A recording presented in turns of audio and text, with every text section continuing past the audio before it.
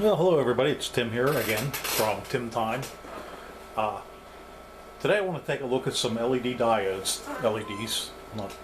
that I came upon, and I don't know a whole lot about it. They're pretty big. I'm going to show you. This is it under the, before we've done anything, this is it under the scope, and you can kind of get a look at it. What it looks like underneath the magnifying glass there, just before we test it, probably to failure. Alright, so we can see how everything looks. You can see that little cup of, at the very top of, it looks like the cathode. It looks like there's kind of a cup with some, I'm trying to make it so you can see it. Let me see if, see that? It has that tan color to it. Anyhow, we'll see what happens with all this. Okay. So, why am I doing this, you ask? I came upon all these LEDs. Looks like there's about 100 of them in here, in this bag. And about as many, same with 500 ohm resistors. And really it tells me that they're warm white 10 millimeter plasma LED is the brand, and it doesn't really tell me a lot more about it. So without really looking too much stuff up, I thought, hey, why don't we just test it and see what we can figure out about this. So some of the stuff that I do know, white LEDs are generally about 25 milliamps to turn them on, and they'll go up to about 4 volts. So what I did was kind of build up a test circuit here. We got the DC power supply, and in parallel to the power supply and the LED is a voltmeter, and then in series is an ammeter. Remember, you have to break the circuit to put an ammeter in. Voltage across and current through is kind of the way to remember that. So this is kind of the circuit that I have set up over here on the breadboard that I'll focus in on, and hopefully we can get both meters in it, and we'll watch them and see what happens, and we'll shoot for this, and we'll also be watching the LED to see maybe at what point it meets saturation, or if we can even tell that. First we'll shoot for the 4 volts and see if we get 25 milliamps. We won't be using any resistor because I'll be using a basically a variable power supply, but I'll have it turned up to maximum current, but I'm going to be stopping before we get to that. So again, like I said, we won't need the dropping resistor quite yet. We're just running some tests here. So let's see, without further ado, we'll press on. I already have the circuit built. I'll pop the LED in and we'll get ready to go. Okay, so here we have the LED. It's in the circuit here. Don't mind the other stuff on the breadboard. You can see that just from other projects. Some I don't remember why I put the parts on there, some are ongoing. This is the ammeter, and this will be the voltmeter. Back here is the power supply. I have the current limited. It's turned all the way up, and the voltage is at 0. We're going to run the voltage up to about 2 volts, so keep an eye over here for 2 volts, and you'll also notice the LED probably starting to come on at that point. Not yet. Okay, about 257. So I'm going to write that down with my pencil. So it starts to come on at about 255. Yeah, we'll say about 2.5. So I'm just going to put down 0.25 volts at, we have 0.29 milliamps.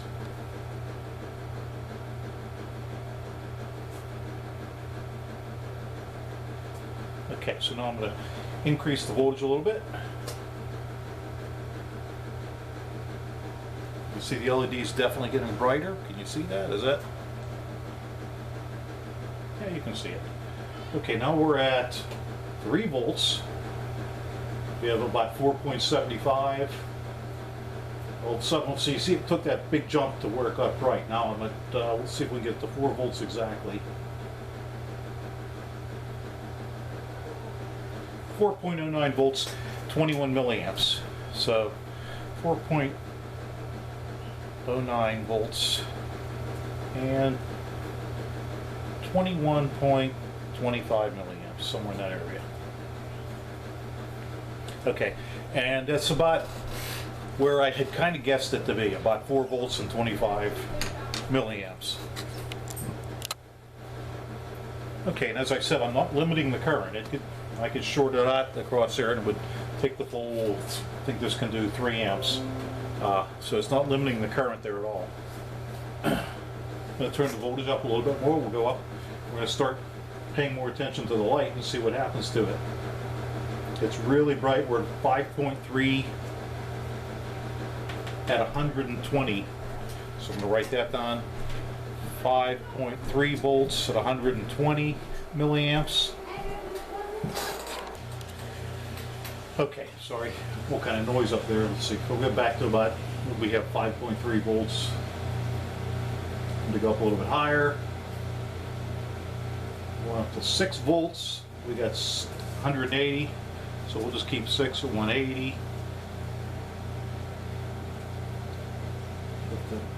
Oh, let's see it right about 7, right after the 6 volts, it started to turn blue, and we get that back.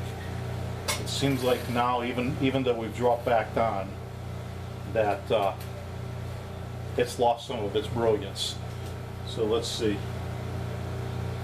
Let's just see what happens back at. What was the first reading? 2.5 volts. 2.5 volts. We had 29 milliamps. Now it's showing about 2.5, 10, and it's hardly even lit. Let's take it back up. Take it back up to about 6. So we started to burn things. Before we go too far, let's get a look at it under the microscope now and just see what the insides look like.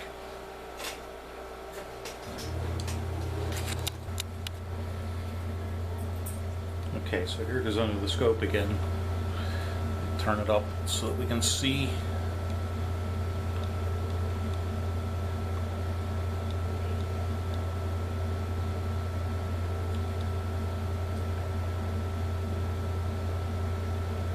Inside that little cup.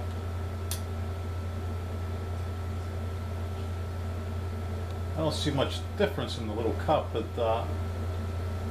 that little kind of filament that goes from the cathode to the anode, that looks more prominent. I didn't really notice it before. Might have just looked like some of the glass. I don't know. So let's go a little higher then.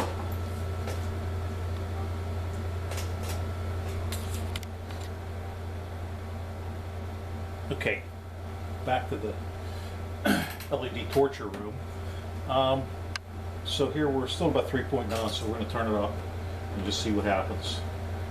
And there it goes. We're at 7, almost 7 volts. It's starting to get a blue, green, 8 volts. There, it's just a little flash, and I don't think we'll get anything now. Yeah, now it's pretty much an open circuit. So we destroyed the LED. But we know that the saturation of it was around 6 volts. So we'll take a look at that again.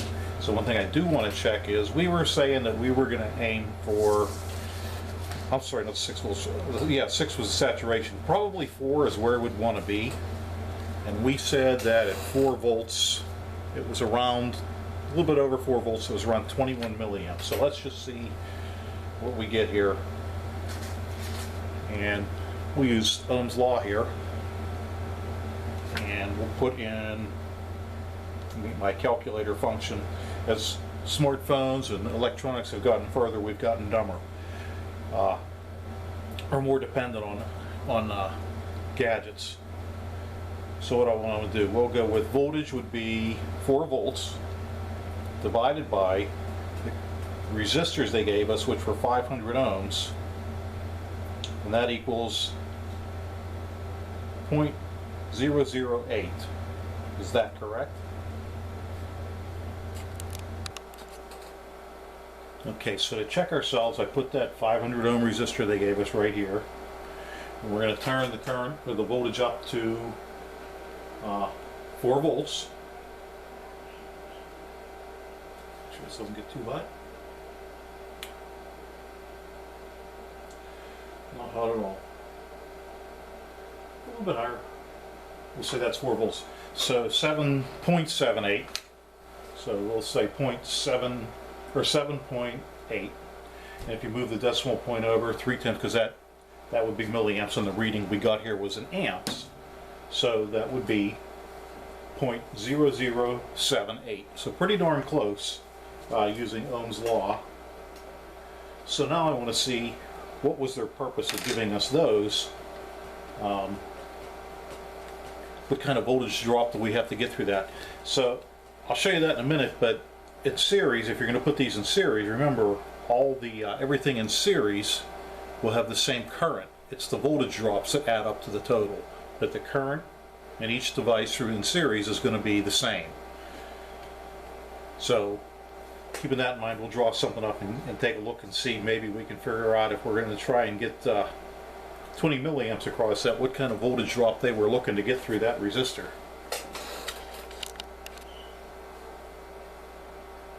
Alright, so let's start to turn this up. We'll get this to about its 20 milliamps.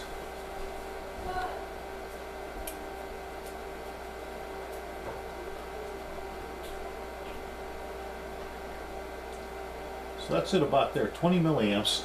Now my source voltage is at about 13.5 volts, roughly 13. So we'll turn it down. These were probably designed for 12 volts, the kits that these came with. We'll turn it down. We'll turn it right to 13. We'll see what the voltage drop across the diode is, and we'll see what the voltage drop across the resistor is. And they should both add up to 13 volts. So however, I'm going to have to take one of my devices off to do this test. So hang on a minute. Okay, so I took the ammeter out, and we'll use that now as a voltmeter. So let's see what the voltage drop across our resistor is. 9.75. So 9.75. So let's see what our voltage drop across the diode is then. 2.98. So roughly that should 3 and almost would be a little bit of drop with everything involved and the diode. So let's see. If I add them up real quick, they're just under 13 volts. So let's just see what happens when we increase the voltage to get 4 volts on this diode. I mean on the LED rather. It's a diode, I just call it.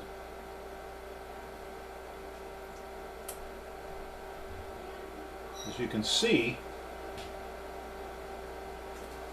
this resistor here is limiting the current. Ow, it's getting very hot though. It's limiting the current at we're up around 16 volts. And it's kind of limiting the current there. Okay, so we'll shoot for, let's see, 12 volts here. And I keep getting interrupted, that's why. So there's 12 volts. And across the LED is about 3 volts. Let's see what it is across the resistor.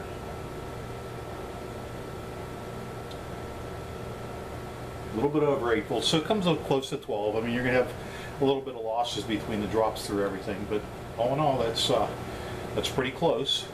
And Ohm's law showed us that the current would be as expected. So we'll even double check that again, so we know we're going.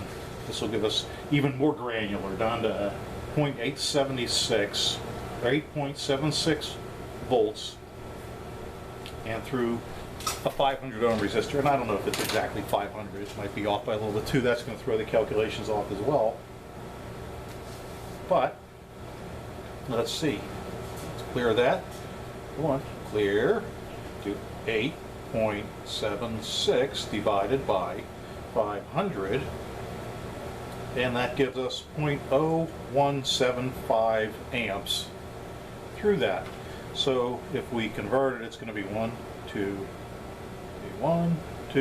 17.5 milliamps is about what we should get on the meter. 17.5.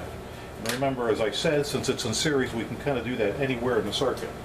That should be the same current that's going through the LED as it's going through the resistance. But in order to check it, we have to break the circuit. So the first thing I'm going to do is pull my lead off here.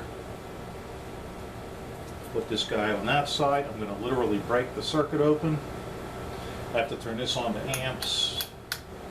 And I have to switch my plug around. Okay, now we'll put it back on this side over here.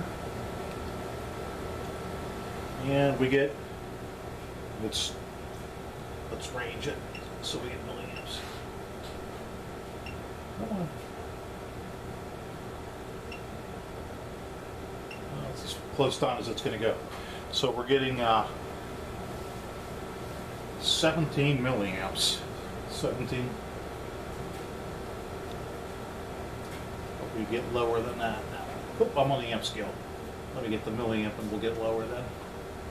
There we go. 17.44, and we calculated 17.5 with Ohm's law. So Ohm's law works. Okay, so we're kind of sure then now that this get up here with the resistor is probably for 12 volt. Personally, that resistor's not hot, but it's warm. If I was going to do that, I'd use probably like a little bit more than whatever, what's probably an 8-watt resistor. So let's see, to find out how much resistance or how much current is being dissipated through that, it's pretty easy. We can just do voltage times current. So let's see, where's my, what would we say, the current is 17.5 and the voltage was 8.76. So clear, let's see, 8.76 times 0.0175 equals 0.153. Where are you? If we can zoom in on that. Yeah, I don't know. Yeah, that's how many watts that's burning right now. So that's about 1/8 of a watt, and that's 1/8 of a watt resistor. That's right at its maximum. So if you want a 1/2 a watt or even a 1 watt, they're not that much bigger. That's what I would recommend. But anyhow, so we've solved that dilemma. We know these are kind of a 12 volt setup, and that they should, and I'll mark these, they should be somewhere in the neighborhood of 20, 25 milliamps. We'll say somewhere in the neighborhood of 3 to 4 volts. And if you need that dropping resistor for 12 volts. Okay, so now let's look at the diode that died. All right. Okay, there's the diode that dioded. And let me see if I can show you this here. If I can. There it is. Come on up. Come on. It's really hard because it's delays.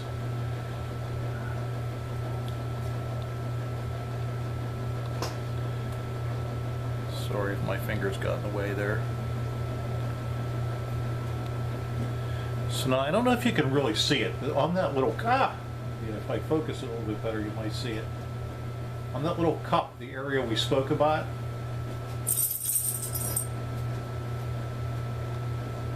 right underneath it, on this side right here, I'm trying to make it so you can see it better. See the crack? It's like that little cup cracked completely away from the rest of that piece that it's on.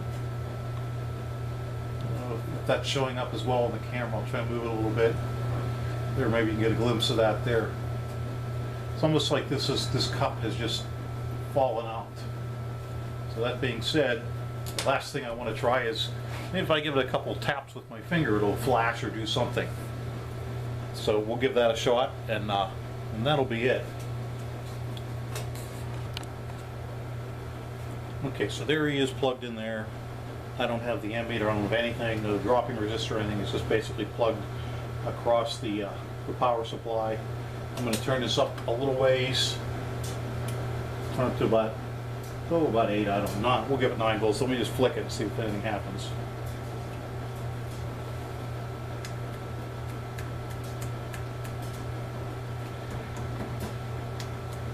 nothing happened. Okay, just...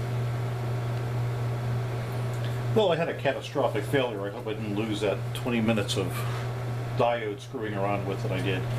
I'm going to press on here and hope I didn't. So one of the last two things I want to show you is one, there's the ohm meter. We're going to test the diode with the diode setting on the ohm meter. And if you look at it, I have it hooked, let's see, red to the cathode and black to the anode. And I'm going to just reverse it now. Oops. Now with black to the cathode and red to the anode, you can see it's actually showing a reading, and if you look, the LED is actually lighting up. I don't know if you can see that. Let me try and cover it a little bit. See, the LED is actually lighting up when you touch it with that. So that's one good thing to check. Now, when you get a bad LED, let me put that over there. A bad LED, no matter which way you put it, you're going to get either open on both sides or even shorted on both sides. Now, I've never seen an LED that was shorted on both sides, but I'm sure it could happen. So that's it. The other thing I wanted to demonstrate was, somebody had asked me if you needed to put a diode in, if you were going to say put it across, maybe for a one of these old meters, you wanted it as a backlight or an on-off light or something, and they said, well, you know, we have the 6 volts at the filament, but that's AC. Do we need to put a diode in? Well, yeah, you do need to put a diode in, but you already are putting one in because it's a LED, well, an emitting diode. And I'll show you real quick. We'll just throw a couple of volts on with the AC generator. It's, I turned it up to 8. Let's see, back down to 7, 6, 5. So anyhow, let's put the AC generator set at 60 hertz. So you're thinking to yourself, well, yeah, but it's AC. So watch. The funny thing is you can kind of see the light, and I don't know if the camera's picking up the vibration in the light. I mean, I can't see 60 hertz, but anyhow, I'll show you when I just pull it out and turn it around. Polarity doesn't matter because it's going to be acting as a diode, whether it's filtering the positive cycle or the negative cycle. But so let's see what happens when we turn up the frequency. Let's give it 100 hertz. Can't really see much difference. Let's give it 1 kilohertz. Not much difference. Let's just shoot on up. Let's go to 1 megahertz. Yeah, that'll do it. 1 megahertz. Don't really notice much difference. Let's go. Oh, you see, as I get higher in frequency, basically the diode doesn't know what to do. It's becoming almost like a short, probably, to that, because the diode doesn't know, maybe more like an open, because the diode doesn't know what to do with it so fast that the diode can't, it's not a high frequency diode, let me put it that way. The switching time takes too long. So that's it. So we know once we get over 1 megahertz, we're starting to lose it. So just another thing, and I don't think most people are going to put a diode in a circuit for 1 megahertz for some reason. I think it would be more or less down in the 60 hertz range, and that works fine. So anyhow, that was the last. So thanks for watching with me while I tried to figure out what these were for, and every time I stared at them in the box, I kept thinking, why do I have so many of these, and what am I going to do with them? So now I know, and I think maybe I will use one for a background light in my icometer, because I know when I have it plugged in, I don't know it's on all the time. But anyhow, thanks for watching, and I hope you enjoyed it. Hope it comes in handy for you.